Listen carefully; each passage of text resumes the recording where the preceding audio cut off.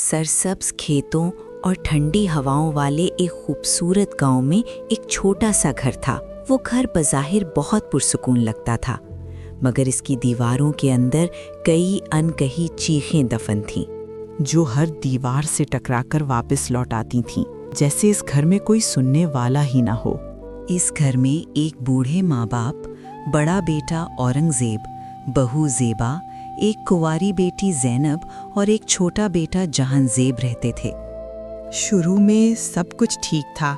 ज़ेबा जब इस घर में आई थी तो बहुत नर्म मिजाज और हंसमुख दिखाई देती थी, मगर वक्त के साथ इसका असल चेहरा सामने आने लगा। ज़ेबा आहिस्ता आहिस्ता घर पर मुकम्मल इख्तियार हासिल करने लगी। वो सास को बात बात पर ताने देती कि आपने तो अपने बेटे को कुछ सिखाया ही नहीं, सारा बोझ मुझ पर डाल दिया है। बूढ़ी माँ खामोश रहती, क्योंकि वो जानती थी कि अगर कुछ बोली तो बेटे का घर टूट जाएगा। बाप भी कमज़ोर था, बस सर झुकाकर सब बर्दाश्त करता रहा। औरंगज़ेब सब कुछ देखता था, मगर हर बार एक ही जुमला कहकर खुद को बचा लेता कि छोटी छोटी बातों को नज़रअंदाज करो, घर ऐसे ही चलते हैं। मगर वो ये नहीं जानता था कि ये छोटी बातें एक दिन तूफान बन जाएंगी। ज़ैनब हर वक्त डरी सहमी रहती। ज़ेबा इससे नौकरानी की तरह काम करवाती और ज़रा सी गलती पर चीखने लगती। जहांज़ेब जो भी पढ़ रहा था अक्सर खामोशी से घर से बाहर निकल जाता, क्योंकि इसे अपने ही घर में घुटन महसूस होती थी। एक रात शदीद सर्दी थी।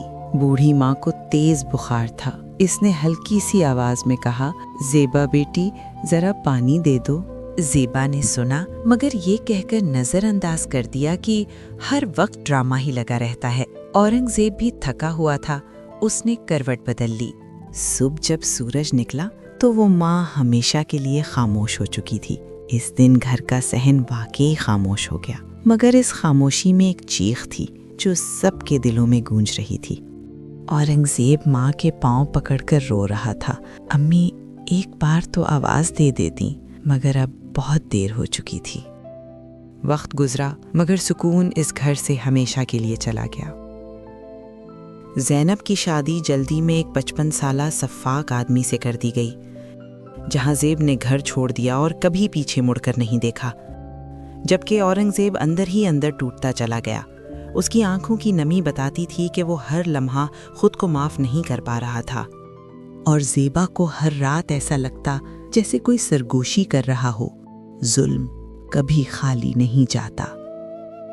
याद रखिए, जुल्म सिर्फ दूसरों को नहीं तोड़ता, वो एक दिन पलटकर इंसान को अंदर से बिखेर देता है। और सबसे बड़ा जुर्म कभी कभी जुल्म करना नहीं, बल्कि जुल्म होते देखकर खामोश रहना होता है।